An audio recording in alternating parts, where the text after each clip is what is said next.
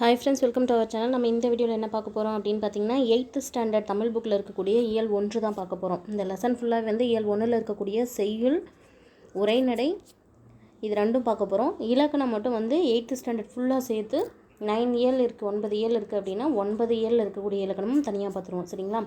இதில் செய்யுள், உரைநடை, அப்புறம் துணைப்பாடம் இதில் என்ன இருக்குது அப்படிங்கிறத மட்டும் பார்க்க போகிறோம். இதுக்கான ஷார்ட் நோட்ஸ், அதாவது ஒரு லெசனை வந்து நம்ம எப்படி வந்து ஷார்ட்டாக நோட்ஸ் எடுத்து வச்சுக்கலாம் அப்படிங்கிறதுக்கான வீடியோ வந்து நாளைக்கு காலையில் 6 o'clock அப்லோட் பண்ணுவேன். இந்த வீடியோவில் பார்க்குறது என்ன அப்படின்னு பார்த்தோம்னா, லெசன் வந்து ஃபுல்லாக டீச் பண்ணுற மாதிரி. சரிங்களா? இது எதுக்காக யூஸ் ஆகும் அப்படின்னு பார்த்தீங்கன்னா, இப்போ வந்து குரூப் 2 சிலபஸ் நேற்று மாற்றிருக்காங்க இல்லையா? இப்போ ப்ரிலிமினரி எக்ஸாம் வந்து செப்டம்பர் 28 வந்து நடக்க போகுது இல்லைங்களா? செப்டம்பர் 28 நடக்க போகிற ப்ரிலிமினரி எக்ஸாமுக்கு குரூப் 2க்கு படிக்கிறவங்களுக்கு பயன்படுற மாதிரி ஃபஸ்ட்டு எடுத்துருக்கிறது பார்த்திங்கன்னா 8th ஸ்டாண்டர்ட் தமிழ் புக். ஓகேங்களா? இதில் பாருங்கள், ஃபஸ்ட்டு செய்யுளில் என்ன கொடுத்துருக்காங்க அப்படின்னு பார்க்கலாம். இயர் 1ல் தமிழ்மொழி வாழ்த்து அப்படின்னு கொடுத்துருக்காங்க. சரியா? தமிழ்மொழி வாழ்த்து பாருங்கள், மொழி கருத்தை அறிவிக்கும் கருவி மட்டும் அன்று. ஸோ ஒரு மொழி வந்து நம்மளுடைய கருத்தை வந்து தெரிவிக்கிறதுக்கு பயன்படக்கூடிய ஒரு கருவி கிடையாது. அது வந்து மக்களின் பண்பாட்டோடு நெருங்கிய தொடர்புடையது அப்படின்னு சொல்லி கொடுத்துருக்காங்க. சரியா? மொழி மக்களுடைய பண்பாட்டுடன் நெருங்கிய தொடர்புடையது. உணர்வுடன் கலந்து தமிழர்கள் தம் தாய்மொழியாகிய தமிழை உயிராய் கருதி போற்றி வளர்த்துள்ளனர். புலவர்கள் பலர் தமிழை பல வகையாக வாழ்த்தி பாடியுள்ளனர். அத்தகைய பாடல் ஒன்றை அறிவோம் அப்படின்னு கொடுத்துருக்காங்க. ஸோ எக்ஸாம் பேஸில் பார்க்கும்போது இந்த நுழையும் முன் அப்படிங்கிறதுல எதுவும் இங்கே எக்ஸாம் பாயிண்டில் கொஷின்ஸ் இல்லை. சரியா? இதில் பாடல் என்ன கொடுத்துருக்காங்க அப்படின்னு பாருங்கள். அதுக்கு முன்னாடி இந்த பாடலை பாடியவங்க யாருன்னு பார்த்தீங்கன்னா பாரதியார். சரியா? ஏன் இதை பார்க்க சொன்னேன் அப்படின்னு பார்த்தீங்கன்னா, இப்போ ஃபஸ்ட் லைனில் பாருங்கள், இங்கே ஸ்டார் கொடுத்துருக்காங்களா? இந்த 2 லைனை கொடுத்து கூட யார் பாடினது அப்படின்னு கேட்கலாம். சரியா? வாழ்க நிரந்தரம், வாழ்க தமிழ்மொழி, வாழிய வாழியவே அப்படின்னு சொல்லி இந்த வரிகளை பாடியவர் யார் அப்படின்னு கேட்டாங்கன்னா பாரதியார். சரியா? இது ஒரு கொஷின் கிரியேட் ஆகுது இந்த இடத்துல. அடுத்து பாருங்கள், எல்லாத்துலேயுமே இதில் வாழியவே அப்படின்னு வந்ததுன்னா இங்கே பாருங்கள், எங்கள் தமிழ்மொழி, எங்கள் தமிழ்மொழி என்றென்றும் வாழியவே. அடுத்து பாருங்கள், இந்த இடத்துல வானம் அறிந்த அனைத்தும் அறிந்து வளர்மொழி வாழியவே. ஸோ இங்கே வாழியவே, இதுலேயும் வாழியவே. சரி, இந்த இடத்துல வாழியவே, ஃபஸ்ட்டில் பார்த்ததும் வாழியவே. ஓகேவா? அதை வச்சு ஷார்ட்கட் மாதிரி ஞாபகம் வச்சுக்கோங்க.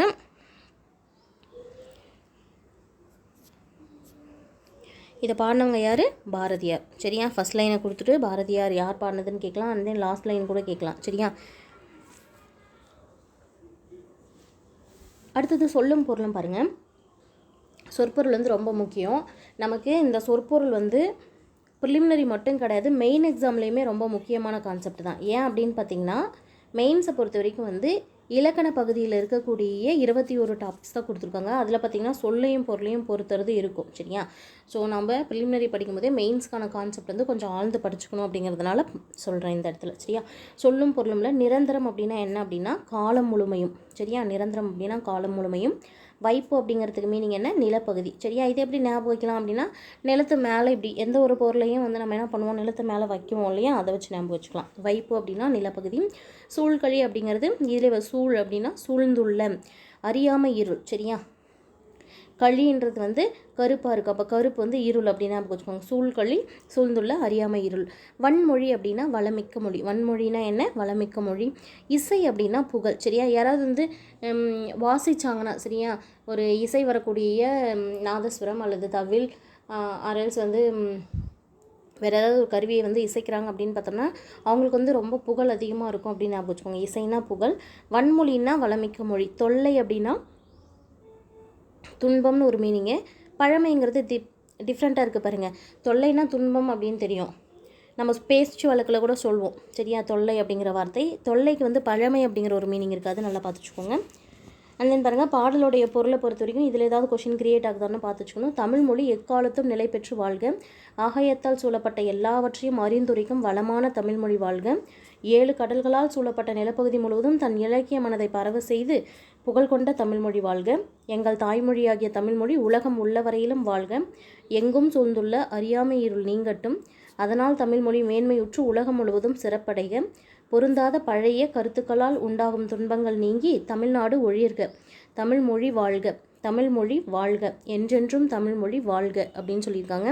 அதில் பாருங்கள், வானம் வரை உள்ளடங்கியுள்ள எல்லா பொருண்மைகளும் அறிந்து மேன்மேலும் வளரும் தமிழ்மொழி வாழ்க அப்படின்னு சொல்லி கொடுத்துருக்காங்க. ஸோ எக்ஸாம் பாயிண்ட் ஆஃப் வியூவில் இதில் வந்து கொஷின்ஸ் கிரியேட் ஆகுமா அப்படின்னா சான்சஸ் வந்து லெஸ்ஸாக இருக்குது. சரியா? இப்போ பாரதியார் பற்றின குறிப்புகள் வந்து ரொம்ப ரொம்ப முக்கியமானது. இதில் வந்து கேள்விகள் வந்து கேட்பாங்க. சரியா? பாரதியாருக்கு பாருங்கள், அவர் ஒரு கவிஞர், எழுத்தாளர், இதழாளர், சமூக சீர்திருத்த சிந்தனையாளர், விடுதலை போராட்ட வீரர். சரியா? அவர் கவிதைகள் எழுதுவார் அப்படிங்கிறது நமக்கு தெரியும். ஸோ கவிஞர் அப்படிங்கிறது, எழுத்தாளர் வந்து ஈஸியாக வந்துடும். இதழாளர் அப்படின்னா பத்திரிகைகளில் எழுதக்கூடியவர். இது ஒரு முக்கியமான பாயிண்ட், ஞாபகம் வச்சுக்கோங்க. சமூக சீர்திருத்த சிந்தனையாளர், பாரதியார் வந்து எப்பவுமே புரட்சிகரமான கருத்துக்கள் சொல்லியிருப்பார். சரியா? ஸோ சமூக சீர்திருத்த சிந்தனையாளர், விடுதலை போராட்ட வீரர். விடுதலை போராட்டத்தில் வந்து இவருடைய பாடல்கள் வந்து மிகவும் தமிழக விடுதலை போராட்டத்தில் பிரசித்தி பெற்றிருக்கும். ஸோ விடுதலை போராட்ட வீரர் என பன்முக ஆற்றல் கொண்டவர். இதில் பாருங்கள், சி சுப்பிரமணிய பாரதியார் இந்தியா, விஜயா முதலிய இதழ்களை நடத்தி விடுதலை போருக்கு வித்திட்டவர் அப்படின்னு சொல்லியிருக்காங்க. சரியா? இதை எப்படி கொஷின் கேட்கலாம் அப்படின்னா, சி சுப்பிரமணிய பாரதியாரோட இதழ்கள், அவர் நடத்திய இதழ்கள் அப்படின்னு கேட்கலாம். இந்தியா, விஜயா. சரியா? இந்தியாவிலேருந்து விஜயா அப்படிங்கிற இதழ் நடத்துனாங்க, ஞாபகம் வச்சுக்கோங்க. இந்தியா, விஜயா ரெண்டுமே இதழ்கள் தான். இந்த விடுதலைங்கிறது வந்து விடுதலை விஜயா அப்படின்னு ஞாபகம் வச்சுக்கோங்க. இந்தியா அப்படிங்கிற இதில் விடுதலைக்கு விஜயா அப்படின்னு ஞாபகம் வச்சுக்கோங்க. இந்தியாவுடைய விடுதலைக்கு அப்படிங்கிறது விஜயா அப்படின்னு ஞாபகம் வச்சுக்கோங்க. இந்தியா, விஜயா முதலான இதழ்களை நடத்தி விடுதலை போருக்கு வித்திட்டவர். கவிதைகள் மட்டுமின்றி சந்திரிகையின் கதை, தராசு உள்ளிட்ட உரைநடை நூல்களும் வசன கவிதைகளையும் சீட்டு கவிதைகளையும் எழுதியவர். அதாவது இவர் வந்து ஒரு கவிஞர்னு சொன்னோம் இல்லையா பாரதியார், இவர் கவிதைகள் மட்டும்தான் எழுதுவாரா அப்படின்னு பார்த்தீங்கன்னா கிடையாது. கவிதைகள் மட்டும் இல்லாமல் சந்திரிகையின் கதை, தராசு உள்ளிட்ட உரைநடை நூல்கள். அப்போ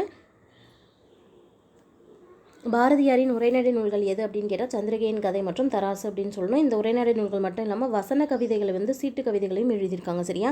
இவர் இன்னும் வேற என்னெல்லாம் எழுதியிருக்காங்க? வசன கவிதைகள் ப்ளஸ் சீட்டு கவிதைகள். அடுத்து பாருங்கள், இவருடைய பெயர்கள் என்னென்ன இருக்குது? சிந்துக்கு தந்தை, செந்தமிழ் தேனி, புதிய அறம் பாட வந்த அறிஞன், மரம் பாட வந்த மறவன் என்றெல்லாம் பாரதிதாசன் இவரை புகழ்ந்துள்ளார். ஸோ இந்த பாரதியாருக்கான பெயர்கள் தான் என்னென்ன அப்படின்னு பார்த்தோம்னா, சிந்துக்கு தந்தை, செந்தமிழ் தேனி, புதிய அறம் பாட வந்த அறிஞன், மரம் பாட வந்த மறவன். இதெல்லாம் யார் சொன்னாங்க அப்படின்னா பாரதிதாசன் சொல்லியிருப்பார். சரியா? சிந்துக்கு தந்தை என்று பாரதியார் சொல்லியிருக்காங்க. செந்தமிழ் தேனி அப்படின்னு சொல்லியிருக்காங்க. புதிய அறம் பாட வந்த அறிஞன், மரம் பாட வந்த மறவன். இதெல்லாமே யாரை குறிக்கக்கூடியது? பாரதிதாசன் வந்து பாரதியாரை குறிப்பதற்காக குறிப்பிட்ட பெயர்கள்.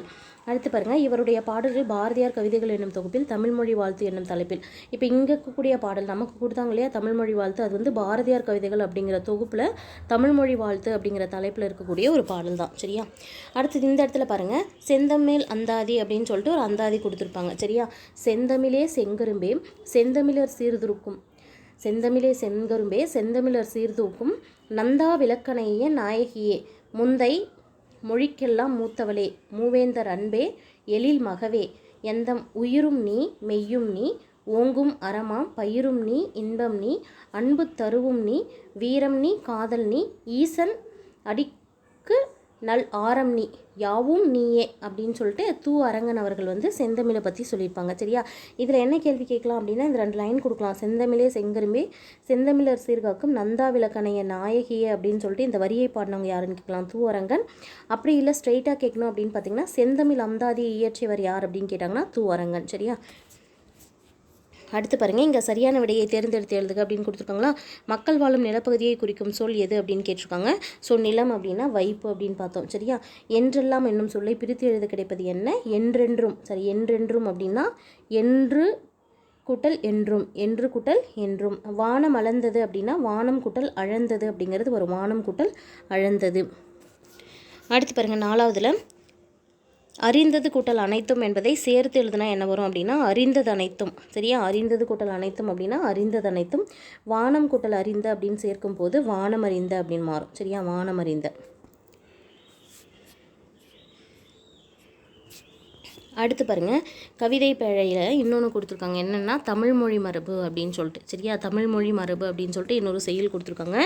இதில் நுழையும் முன் என்ன இருக்குது அப்படின்னு பார்த்துடலாம். வாழ்விலும் மொழியிலும் சில ஒழுக்கமுறைகள் கடைபிடிக்கப்பட்டு வருகின்றன. வாழ்விற்குரிய ஒழுங்குமுறை ஒழுக்கம் எனப்படும், மொழிக்குரிய ஒழுங்குமுறை மரபு எனப்படும். ஸோ இங்கே நம்ம ஹின்ஸ் எடுக்கும்போது என்ன பண்ணலாம் அப்படின்னா, வாழ்வுக்குரிய ஒழுங்குமுறைன்னு போட்டு ஒழுக்கம், அதே இடத்துல வந்து மொழிக்கு அப்படின்னு போட்டு மரபு. சரியா?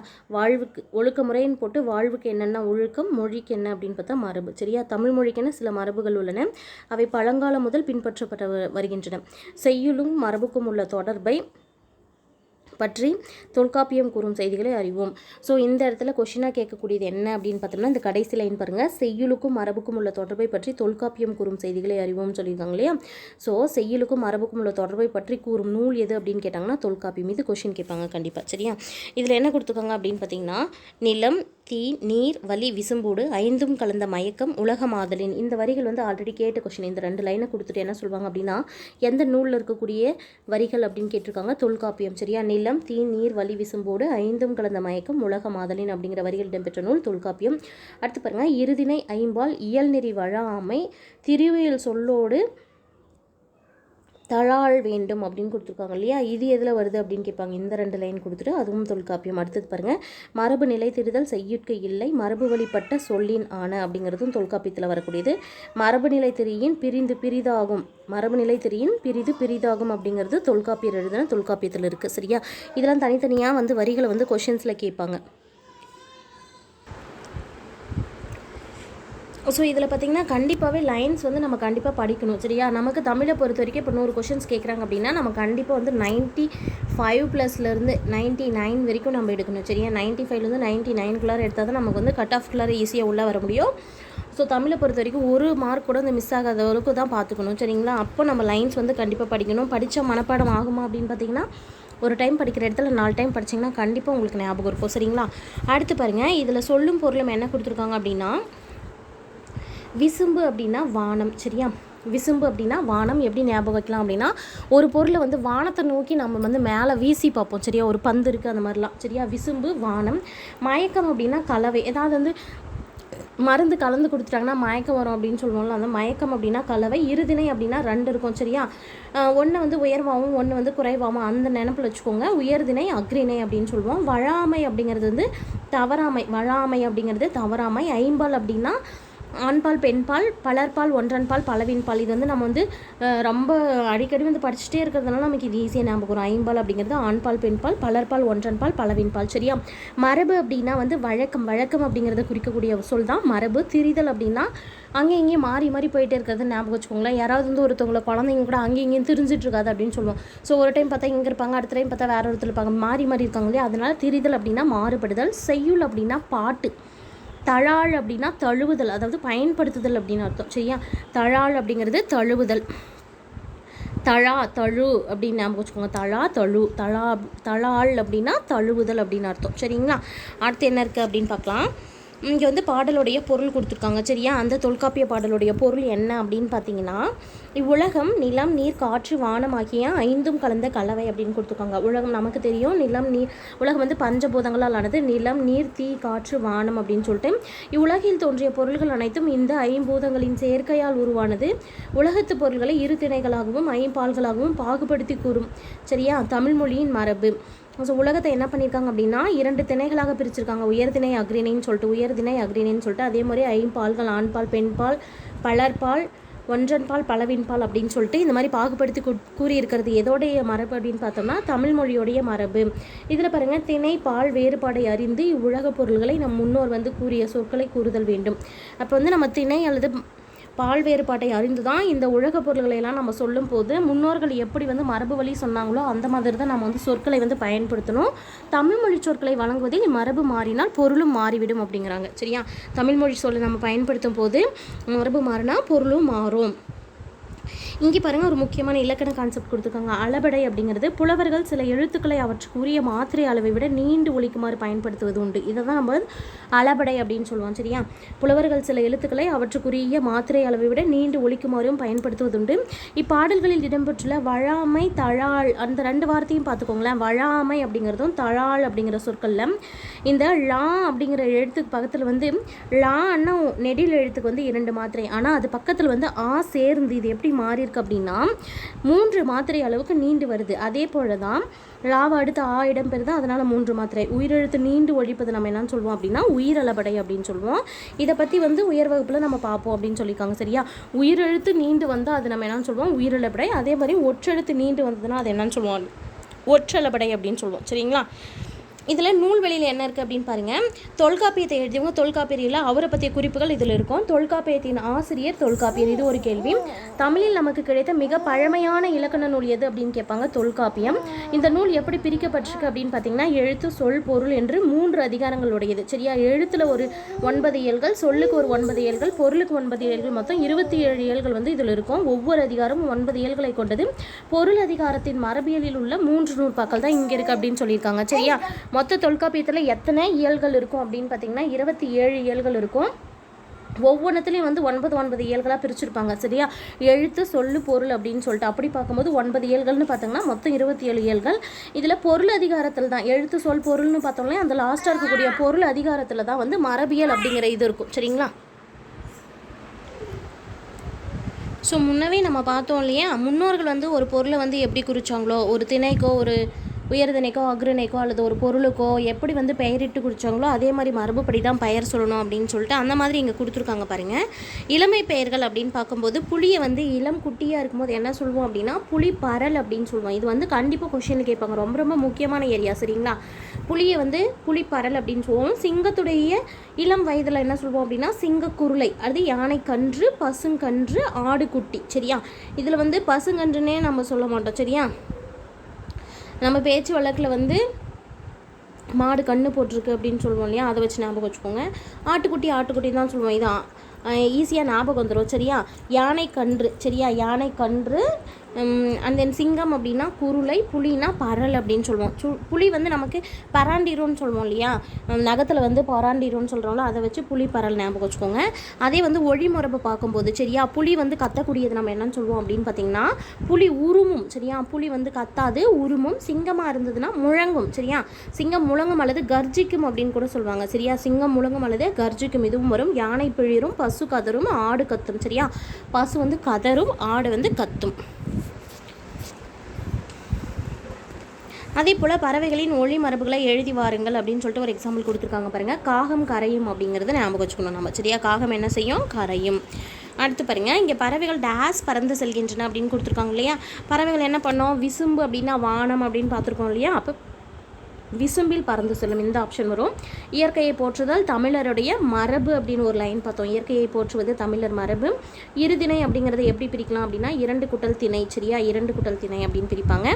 அடுத்து பாருங்கள், ஐம்பால் என்னும் சொல்லை பிரித்து எழுதினால் 5 கூட்டல் பால்னு வரும். சரியா? ஐம்பாலுங்கிறத பிரிக்கும்போது 5 கூட்டல் பால் அப்படின்னு வரும். அடுத்து கொடுத்துருக்கிறது வந்து ஒரு உரைநடை. சரியா? இந்த உரைநடை வந்து தமிழ் வரி வடிவ வளர்ச்சி, அதாவது வரி வடிவம் வந்து தமிழில் எப்படி வந்து கொஞ்சம் கொஞ்சமாக இன்றைக்கி எழுதக்கூடிய வரிகள் வந்து வளர்ந்தது அப்படிங்கிறது தான் கொடுத்துருப்பாங்க. ஸோ எப்போவுமே ஒரு லெசனுக்குள்ளார போகும்போது நம்ம நுழைமுன் வந்து கண்டிப்பாக பார்த்துடணும். அதில் ஏதாவது வந்து 1 பாயிண்ட் 2 பாயிண்ட் வந்து எக்ஸாம் பாயிண்ட்டில் இருந்ததுன்னா அதை நம்ம ஹைலைட் பண்ணி வச்சுக்கணும். சரிங்களா? மனிதன் தன் கருத்தை பிறருக்கு அறிவிக்க மொழியை கண்டுபிடித்தான். மொழியை நிலை பெற செய்ய எழுத்துக்களை உருவாக்கினான். எழுத்துக்களின் வரி வடிவங்கள் மொழிக்கு மொழி வேறுபடு எழுத்துக்களின் வடிவங்கள் மொழிக்கு மொழி வேறுபடுகின்றன. அவை ஒரே மொழியில் பாருங்கள், ஒரே மொழியிலும் கூட காலந்தோறும் மாறி வருகின்றன. அவ்வகையில் தமிழ் எழுத்துக்களின் வரி வடிவங்களில் ஏற்பட்டுள்ள மாற்றங்களை அறிவோம் அப்படின்னு சொல்லி கொடுத்துருக்காங்க. ஸோ என்ன சொல்ல வராங்க அப்படின்னு பார்த்தீங்கன்னா, மனிதன் வந்து தன்னுடைய கருத்துக்களை மற்றவங்களுக்கு தெரியப்படுத்தணும் அப்படிங்கிறதுக்காக கண்டுபிடிச்சது இதான் என்ன அப்படின்னா மொழி. இது ஒரு கொஷின் கேட்கறதுக்கு வாய்ப்பு இருக்குது. சரியா? மனிதன் தன்னுடைய கருத்துக்களை பிறருக்கு அறிவிக்க கண்டுபிடித்தது மொழி. அந்த மொழியை வந்து தொடர்ந்து நிலைபெற செய்ய வந்து உருவாக்குனது தான் எழுத்துக்கள். சரியா? எழுத்துடைய வரி வடிவங்கள் வந்து மாறும். சரியா? அப்போல்லாம் என்ன பண்ணுவாங்க அப்படின்னு பார்த்தோம்னா 2 சுழியம் நான் வந்து இப்படி போடுவாங்க. 2 சுழியம்லேயே வந்து நெடில்னு வரணும்னா இப்படி போடுவாங்க. சரியா? ஆனால் இப்போ நம்ம என்ன பண்ணுறோம், நான் அப்படிங்கிற 2 சுழியம் போட்டுட்டு அது பக்கத்தில் வந்து ஒரு கால் வாங்குகிறோம் இல்லையா, அந்த மாதிரி தான். சரியா? இப்போ வந்து காலந்தோறும் வரி வடிவங்கள் வந்து மாறிட்டே இருக்கு இல்லையா, அதை பற்றி தான் இதில் பார்க்க போகிறோம் அப்படிங்கிறத நுழைய முன்னாடி சொல்லியிருக்காங்க. இதில் பாருங்கள், மனிதன் தோன்றிய காலத்தில் தனது தேவைகளையும் கருத்துக்களையும் மற்றவர்களுக்கு தெரிவிக்க சைகைகளை பயன்படுத்தினான். ஸோ மனிதன் ஃபஸ்ட்டு தோன்றும் போது தான் என்ன நினைக்கிறான் அப்படிங்கிறதையும் தனக்கு என்ன வேணும் அப்படிங்கிறதையும் மற்றவங்களுக்கு தெரியப்படுத்தணும்னா அவன் பயன்படுத்துறது சைகை மொழி. காலப்போக்கில் தன்னுடைய குரலை பயன்படுத்தி என்ன பண்ணான் அப்படின்னா சின்ன சின்ன ஒலி எழுப்ப ஆரம்பித்தான். அடுத்து வந்து சிறு சொற்களை சொல்ல கற்றுக்கொண்டான். ஸோ ஃபஸ்ட்டு வந்து சைகையாக இருந்தது ஒழியாக மாறிச்சு, அப்புறம் சின்ன சின்ன சொற்களாக மாறி அந்த சொற்கள் தான் மீண்டும் மீண்டும் சொல்லப்பட்டதுனால செம்மைப்படுத்தப்பட்டு காலப்போக்கில் அவை பண்பாட்டு பேச்சு மொழியாக மாறுது. சரியா? அடுத்து பாருங்கள், இந்த எழுத்துக்கள் எப்படி தோன்றுச்சு அப்படின்னு பார்த்தீங்கன்னா, மனிதன் தனக்கு எதிரே இல்லாதவர்களுக்கும் பின்னால் வரும் தலைமுறையினருக்கும் தனது கருத்துக்களை தெரிவிக்க விரும்பினான். ஸோ இப்போ இருக்கக்கூடியவங்க தனக்கு என்ன தேவை அப்படின்னு மற்றவங்களுக்கு சொல்கிறத தாண்டி தான் இறந்ததுக்கப்புறம் தனக்கு பின்னாடி வரக்கூடிய தன்னுடைய குழந்தைகள், தன்னுடைய சந்ததியினருக்கு தான் என்ன நினைக்கிறாங்க, ஒருவேளை இப்போ ஒருத்தவங்க அங்கே இல்லை, ஆனால் அவங்க அதுக்கப்புறம் அந்த இடத்துக்கு வருவாங்க அப்படின்னா அவங்களுக்கு ஒரு விஷயம் சொல்ல நினைக்கிறோம் அப்படின்னா இப்போல்லாம் நம்ம லெட்டர் எழுதுகிறோம். ஆனால் அப்போ என்ன பண்ணியிருப்பாங்க அப்படின்னா, மனிதன் தனக்கு எதிரே இல்லாதவர்களுக்கும் பின்னால் வரும் தலைமுறையினருக்கும் தனது கருத்துக்களை தெரிவிக்க விரும்பினான். அதற்காக தான் என்ன பண்ண ஆரம்பித்தாங்கன்னா, பாறைகள் ப்ளஸ் குகைச்சுவர்கள் இதிலெல்லாம் தன்னுடைய எண்ணங்களை குறியீடுகளாக பொறிக்க ஆரம்பிக்கிறாங்க. இதுதான் எழுத்து வடிவத்துடைய தொடக்க நிலை. எழுத்து வடிவத்தின் தொடக்க நிலை என்ன அப்படின்னு பார்த்தோம்னா, குகைகளிலும் குகைச்சுவர்களிலும் பாறைகளிலும் எழுதப்பட்ட அந்த குறியீடுகள் தான். அடுத்து பாருங்கள், தொடக்க காலத்தில் எழுத்து என்பது ஒளியையோ வடிவத்தையோ குறிக்காமல் பொருளின் ஓவிய வடிவமாக இருந்தது. ஃபஸ்ட்டு தொடக்க காலத்தில் எழுத்து எப்படி இருந்ததுன்னு கேட்டாங்கன்னா ஓவிய வடிவமாக இருந்தது. இப்போ அவங்களுக்கு ஒரு கத்தி வேணும் அப்படின்னா கத்தி மாதிரி வரைகிறது, சரியா? ஒரு நமக்கு ஒரு இலை வேணும் அப்படின்னா இலை மாதிரி வரைகிறது, அந்த மாதிரி பொருள் வடிவமாகவே இருந்தது. இவ்வரி வடிவத்தை என்ன சொன்னாங்க அப்படின்னா ஓவிய எழுத்து அப்படின்னே சொன்னாங்க, சரியா? அதை வரைஞ்சி காமிக்கிறதுக்கு என்ன பேர்? ஓவிய எழுத்து அப்படின்னு பேர், சரிங்களா? ஸோ முதல்லலாம் அவங்க படமாக வரைஞ்சது கொஞ்சம் கொஞ்சமாக அப்படியே என்ன ஆச்சு அப்படின்னு பார்த்திங்கன்னா, ஒவ்வொரு வடிவத்துக்கும் அந்த வடிவத்துக்குன்னு தனியாக ஒரு முழு ஒளிச்சொல்லாக மாறி அதுக்கப்புறம் ஒவ்வொரு வடிவத்துக்கும் அந்த சொல்லை ஓசையாக குறிக்க ஆரம்பித்தாங்க. இவ்வாறு ஒரு ஒளி ஓர் ஒளிக்கு ஓர் எழுத்து அப்படிங்கிற முறை உருவாகி தான் எழுத்துக்கள் உருவாகுது, சரியா? அதுக்கு பேர் என்ன அப்படின்னா ஒளி எழுத்து நிலை, சரியா? ஃபஸ்ட்டு ஓவிய எழுத்து இருந்தது, அப்புறம் ஒளி எழுத்து வந்தது. இன்று உள்ள எழுத்துக்கள் ஒரு காலத்தில் பொருள்களின் ஓவியமாக இருந்தவற்றின் திரிபுகளாக கருதப்படுகின்றன. ஸோ இன்றைக்கி இருக்கக்கூடிய எழுத்துக்கள் எல்லாமே கண்டிப்பாக ஒரு காலத்தில் என்னவாக இருந்திருக்கும்னு சொல்கிறாங்க, ஓவிய எழுத்துக்களாக இருந்திருக்கும் அப்படின்னு சொல்கிறாங்க. ஃபஸ்ட்டு அவங்களுக்கு என்ன தேவையோ அதை ஓவியமாக வரைஞ்சாங்க இல்லையா, அது ஓவிய எழுத்து. அதுக்கப்புறம் அதுக்கு ஒரு ஒளி கொடுத்து அந்த ஒளி குறிப்புக்கு ஒரு வடிவம் கொடுத்து அதுக்கப்புறம் எழுதப்பட்டது தான் ஒளி எழுத்து அப்படின்னு சொல்கிறாங்க. இதில் கொடுத்துருக்காங்க பாருங்கள், இங்கே தெரிந்து கொள்வோம் அப்படின்னு கொடுத்துருக்காங்க இல்லையா, ரொம்ப ரொம்ப முக்கியமானது. இதில் கொஷினும் கேட்டிருந்தாங்க, சரியா? கல்வெட்டுகளில் உள்ள எழுத்துக்களின் அமைப்பு அப்படின்னு கொடுத்துட்டு கல்வெட்டுகளை பொறுத்த வரைக்கும் சா என்னும் வடமொழி எழுத்து காணப்படுகிறது அப்படின்னு கொடுத்துருக்காங்க, சரியா? மெய்யை குறிக்க புள்ளி பயன்படுத்தப்படவில்லை. கல்வெட்டுகளில் புள்ளி வைக்கணும் அப்படின்னா கண்டிப்பாக ஒரு சுத்தியல் வச்சோ இல்லை இரும்பு கத்திகள் வச்சோ அவங்க அழுத்தம் கொடுக்கும்போது கண்டிப்பாக அந்த கல்வெட்டுகள் உடஞ்சி போகிறதுக்கு வாய்ப்பு இருக்கும். அப்படின்றதுனால மெய் எழுத்துக்களை குறிக்கிறதுக்கு கண்டிப்பாக அதில் புள்ளிகள் குறிப்பிட்டிருக்க மாட்டாங்க. ஆனால் ச அப்படிங்கிற வடமொழி எழுத்து காணப்படுகிறது அப்படின்னு கொடுத்துருக்காங்க. அதே போல் எகர ஓகர குறில் நெடில் வேறுபாடு இருந்திருக்காது, சரியா? ஏ அப்படின்னு சொல்லிட்டு குறில் நெடில், அப்புறம் ஓ அப்படின்னு சொல்லிட்டு குறில் நெடில் பார்க்குறோம் இல்லையா? இந்த எகர ஓகரத்தில் குறில் நெடில் வேறுபாடு இல்லை. எதில் அப்படின்னா கல்வெட்டுகளில், சரியா? கல்வெட்டுகளில் இருக்கக்கூடிய எழுத்துக்களின் அமைப்பு நல்லா பார்த்து வச்சுக்கோங்க. சா என்னும் வடமொழி எழுத்து காணப்படுகிறது, மெய்யை குறிக்க புள்ளி பயன்படுத்தப்படவில்லை, எகர ஓகர குறில் நெடில் வேறுபாடு கிடையாது அப்படின்னு கொடுத்துருக்காங்க, சரியா? ரெண்டு இல்லை, ஒன்று மட்டும் தான் இருக்குது, சரியா? ச அப்படிங்கிற வடமொழி எழுத்து மட்டும் இருந்தது, மெய்யுக்கு புள்ளி கிடையாது, எகர ஓகரத்தில் குறில் நெடில் கிடையாது.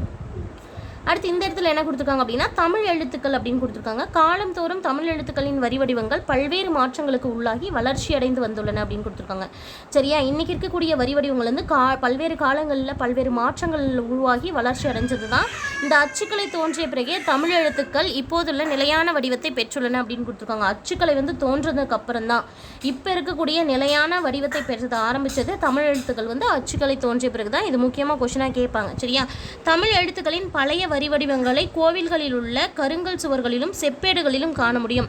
ஸோ அப்படி பார்க்கும்போது தமிழ் எழுத்துக்களுக்கு பழைய வரி வடிவங்கள் இருந்தது இல்லையா? நான் முன்ன சொன்னேன் இல்லையா, 2 சுழியம்னா அப்படின்னா இன்றைக்கி இப்படி போடுறோம், அதுவே நெடில் அப்படின்னும் போது நம்ம கால் வாங்குகிறோம் பக்கத்தில், அப்போல்லாம் என்ன பண்ணியிருப்பாங்க அப்படின்னா இப்படி போட்டிருப்பாங்க, சரியா? இந்த மாதிரி எழுத்துக்கள் எங்கே பார்க்கலாம் அப்படின்னு பார்த்தீங்கன்னா தமிழ் எழுத்துக்களின் பழைய வரி வடிவங்களை கோயில்களில் இருக்கக்கூடிய கருங்கல் சுவர்கள் ப்ளஸ் செப்பேடுகளில் காண முடியும். கல்வெட்டுகளில் பார்த்தீங்கன்னா கிமு 3ஆம் நூற்றாண்டு முதல் கிடைக்கின்றன அப்படின்னு சொல்கிறாங்க. கல்வெட்டுகள் எப்போ இருந்து கிடைக்குது அப்படின்னு பார்த்தீங்கன்னா கிமு 3ஆம் நூற்றாண்டு முதல் கிடைக்கின்றன. அதுவே செப்பேடுகள் எப்போ இருந்து கிடைக்குது அப்படின்னு பார்த்தீங்கன்னா கிமு 7ஆம் நூற்றாண்டிலிருந்து கிடைக்குது. இது எப்படி ஞாபகம் வச்சுக்கலாம் அப்படின்னா செப்பேடுகள் 7 அப்படின்னு ஞாபகம் வச்சுக்கோங்க. 7ஆம் நூற்றாண்டிலிருந்து செப்பேடுகள் கிடைக்குது, 3ஆம் நூற்றாண்டிலிருந்து கல்வெட்டுகள் கிடைக்குது. கல்வெட்டுகள் செப்பேடுகள் ஆகியவற்றில் காணப்படும் வரி வடிவங்களை என்னன்னு சொல்கிறோம் அப்படின்னா வட்டு எழுத்து மற்றும் தமிழ் எழுத்து என்று 2ஆக பிரிக்கிறாங்க, சரியா? கல்வெட்டுகள் மற்றும் செப்பேடுகள் எந்த நூற்றாண்டிலிருந்து கிடைக்குதுன்ற ஒரு கொஷனும் கேட்பாங்க. கல்வெட்டுகள் கிடைக்கிறது 3ஆம் நூற்றாண்டு, செப்பேடுகள் கிடைக்கிறது 7ஆம் நூற்றாண்டு. இந்த கல்வெட்டுகளும் செப்பேடுகளிலும் இருக்கக்கூடிய அந்த வரி வடிவங்களுக்கு பேர் என்ன அப்படின்னு பார்த்தோம்னா வட்டெழுத்து மற்றும் தமிழ் எழுத்து அப்படின்னு சொல்லிட்டு 2ஆக பிரிக்கிறாங்க, சரியா? வட்டெழுத்து என்பது வளைந்த கோடுகளால் அமைந்த மிக பழமையான தமிழ் எழுத்தாகும். சரியா, இதில் நம்ம தெரிஞ்சுக்க வேண்டியது வட்டெழுத்து அப்படிங்கிறது வளைந்த கோடுகளால் ஆனது மிக பழமையான தமிழ் எழுத்து. தமிழ் எழுத்து என்பது இக்காலத்தில் எழுதப்படும் தமிழ் எழுத்து. சரியா, வட்டெழுத்து தமிழ் எழுத்துன்னு ரெண்டு பார்த்தோம் இல்லையா, அதில் வட்டெழுத்து வந்து வளைந்த கோடுகளால் அமைந்த பழமையான தமிழ் எழுத்து. அதுவே தமிழ் எழுத்து அப்படிங்கிறது இக்காலத்தில் எழுதப்படும் தமிழ் எழுத்துக்களுடைய பழைய வரி வடிவம். அடுத்து பாருங்கள், இந்த சேர மண்டலம் பாண்டிய மண்டலம் ஆகிய பகுதிகளில் 8ஆம் நூற்றாண்டு முதல் 11ஆம் நூற்றாண்டு வரை கிடைக்கும் சாசனங்களில் வட்டெழுத்துக்களே இடம்பெற்றன அப்படின்னு ஒரு பாயிண்ட் கொடுத்துருக்காங்க. ஸோ ஃபஸ்ட்டு நம்ம பார்த்தது வட்டெழுத்துக்கள் பற்றி தான். அந்த வட்டெழுத்துக்கள் தான் சேர மண்டல பாண்டிய மண்டலத்தில் இருக்கக்கூடிய 8ஆம் நூற்றாண்டிலிருந்து 11ஆம் நூற்றாண்டு வரை இருக்கக்கூடிய எந்த சாசனத்தை எடுத்துக்கிட்டாலும் அதில் இருக்கக்கூடிய எந்த எழுத்துக்கள் மட்டும்தான் அப்படின்னு கேட்குறாங்க. பார்த்தீங்கன்னா வட்டெழுத்துக்கள் மட்டும்தான். அதுவே முதலாம் ராசராச சோழனின் ஆட்சி காலமான 11ஆம் நூற்றாண்டுக்கு பிறகு கிடைக்கும் கல்வெட்டுக்களை தான் பழைய தமிழ் எழுத்து முறை, அதாவது முன்ன பார்த்தோம் இல்லையா இந்த நா குறில் நெடில் நா வேறுபாடு இருக்கக்கூடிய இந்த பழைய தமிழ் எழுத்து முறை வந்து எங்கே இருக்குது அப்படின்னு பார்த்தீங்கன்னா 11ஆம் நூற்றாண்டுக்கு பிறகு ராஜராஜ சோழன் ஆட்சி காலமான 11ஆம் நூற்றாண்டுக்கு பிறகு. ஸோ அந்த எழுத்துக்கள் தான் எது அப்படின்னு பார்த்தோம்னா தமிழ் எழுத்துக்கள். சரியா, பழைய தமிழ் எழுத்து முறை தான் வந்து அந்த தமிழ் எழுத்து அப்படின்னு சொல்கிறாங்க. அடுத்து பாருங்கள், கடைச்சங்க காலத்தில் தமிழகத்தில் எழுதப்பட்ட எழுத்துக்கள் கண்ணெழுத்து என்று அழைக்கப்பட்டன. இது ரொம்ப முக்கியமான கொஸ்டின் கேட்பாங்க. சரியா, கடைச்சங்க காலத்தில் தமிழகத்தில் எழுதப்பட்ட எழுத்துக்களுக்கு என்ன பேர் அப்படின்னா கண்ணெழுத்துக்கள். இது கடைச்சங்கம் கண்ணெழுத்து, கடைக்கண் பார்வை அப்படின்ற மாதிரி ஞாபகம் வச்சுக்கோங்க. கடைச்சங்க காலத்தில் தமிழ் எழுத்துக்களால் எழுதப்பட்ட எழுத்துக்கள் கண்ணெழுத்து என்று அழைக்கப்படுகின்றன. இதனை சிலப்பதிகாரத்தில் இடம்பெறும் கண்ணெழுத்து படுத்த எண்ணு பல்பொதி அப்படிங்கிற தொடரால் அறியலாம் அப்படின்னு சொல்லியிருக்காங்க. சிலப்பதிகாரத்தில் இந்த லைன் இருக்குது அப்படிங்கிறது தான் இங்கே மீனிங். கண்ணெழுத்து படுத்த எண்ணு பல்பொதி அப்படிங்கிற வரிகள் இடம்பெற்றுள்ள நூல் எது அப்படின்னு கேட்பாங்க. சிலப்பதிகாரம். எந்த காலத்தில் கண்ணெழுத்துக்கள் வந்து எழுத்துக்களுக்கு கண்ணெழுத்துக்கள், எந்த காலத்தில் எழுதப்பட்ட எழுத்துக்கள் கண்ணெழுத்துக்கள் என்று அழைக்கப்பட்டன அப்படின்னா கடைச்சங்க காலத்தில் தமிழகத்தில் எழுதப்பட்ட எழுத்துக்கள் கண்ணெழுத்துக்கள் என்று அழைக்கப்பட்டன. அடுத்து பாருங்கள், வரி வடிவம் எப்படி வளர்ச்சி அடைந்தது அப்படின்னா பண்டைய காலத்தில் தமிழ் மொழியில் உள்ள எல்லா எழுத்துக்களுமே நாம் இன்று எழுதுவது போன்ற வடிவத்தில் எழுதப்படவில்லை. ஸோ முன்னே இருந்த காலத்தில் வந்து இன்றைக்கி இருக்கிற மாதிரி தான் எழுதினாங்களா அப்படின்னா அப்படி எழுதப்படவில்லை. அவை வந்து என்னாச்சு அப்படின்னா காலத்திற்கு ஏற்ப பல உருவ மாற்றங்களை பெற்றிருந்தன. சரியா, இக்கால வடிவத்தை அடைந்திருக்கு. அவ்வாறு எழுத்துக்களின் மாற்றங்கள் ஏற்பட என்ன காரணம் அப்படின்னா எழுதப்படும் பொருள்களின் தன்மை மற்றும் அழகுணர்ச்சி தான் காரணங்களாக அமைந்தது. இதன் ஜஸ்ட் ஓரலாக ரீட் பண்ணிக்கோங்க. பழங்காலங்களில் பார்த்திங்கன்னா கற்பாறை, செப்பேடு, ஓலை போன்றவற்றில் எழுதினர். இது கேட்கலாம். சரியா, பழங்காலத்தில் எதுலலாம் எழுதினாங்க அப்படின்னா கற்பாறைகள், செப்பேடுகள் மற்றும் ஓலைகளில் எழுதினாங்க. அந்தந்த பொருள்களின் தன்மைக்கு ஏற்ப எழுதினாங்க. இந்த பாக்ஸில் இருக்கிறத பார்த்துக்கோங்க. தமிழ் மொழியை எழுத 2 வகை எழுத்துக்கள் வழக்கில் இருந்தன என்று அறிகிறோம். சரியா, தமிழ் மொழியை எழுதுறதுக்கு எத்தனை வகையான எழுத்துக்கள் இருந்தது? 2 வகையான எழுத்துக்கள். அதுக்கு எக்ஸாம்பிள் என்ன அப்படின்னு பார்த்தீங்கன்னா அறச்சலூர் கல்வெட்டு. அதுக்கு ஒரு சான்றாக இருந்தது என்ன? அறச்சலூர் கல்வெட்டு. அறச்சலூர் கல்வெட்டில் தான் தமிழ் மொழி எழுதுறதுக்கு 2 வகை எழுத்துக்கள் பயன்பட்டன அப்படிங்கிற குறிப்புகள் இருக்குது. இக்கல்வெட்டில் தமிழ் எழுத்து வட்டெழுத்து ரெண்டுமே கலந்து தான் எழுதியிருக்காங்க. சரியா, ஏன் அதை சான்று அப்படின்னு சொல்கிறோம்னா தமிழ் எழுத்துக்களும் வட்டெழுத்துக்களும் கலந்து எழுதப்பட்ட கல்வெட்டு எது அப்படின்னு பார்த்தீங்கன்னா அறச்சலூர் கல்வெட்டு. இதை வச்சு நம்ம என்ன சொல்லலாம்? தமிழ் மொழி எழுதுறதுக்கு 2 வகை எழுத்துக்கள் பயன்படுத்தினாங்க அப்படிங்கிறத நம்ம சொல்லிடலாம். பாருங்கள், இங்கே எழுத்துக்களின் வடிவங்கள் அமைந்ததுன்னு கொடுத்துருக்காங்களா. பாறைகளில் செதுக்கும் போது வளைகோடுகளை பயன்படுத்த முடியாது என்பதால் நேர்கோடுகள் பயன்படுத்தப்பட்டது. ஸோ பாறைகளை பொறுத்த வரைக்கும் நம்ம வந்து அதில் வளைகோடுகள் போட முடியாது. பாறைகள் வந்து வளைஞ்சதாக இருக்கும், ஆனால் அதில் வளைகோடுகள் போட முடியாது, நேர்கோடுகள் எழுதியிருப்பாங்க அப்படின்னு ஞாபகம் வச்சுக்கோங்க. அதே போல் வந்து ஓலைகளை பொறுத்த வரைக்கும் நேர்கோடுகள் புள்ளிகள்லாம் எழுத முடியாது அப்படிங்கிறதுனால வளைகோடுகள். ஸோ ஓலைகள் அப்படிங்கிறது இப்படி நேராக தான் இருக்கும், ஆனால் அதில் வந்து வளைகோடுகள் பயன்படுத்தியிருப்பாங்க. நேர்கோடுகளோ புள்ளிகளோ வந்து பயன்படுத்தியிருக்க மாட்டாங்க அப்படின்னு ஞாபகம் வச்சுக்கோங்க. சரியா, நேர்கோடுகளையும் புள்ளிகளையும் எழுதுறது கடினம் அப்படிங்கிறதுனால வளைகோடுகள் பயன்படுத்தியிருப்பாங்க. ரெண்டுத்துக்கும் ஆப்போசிட்.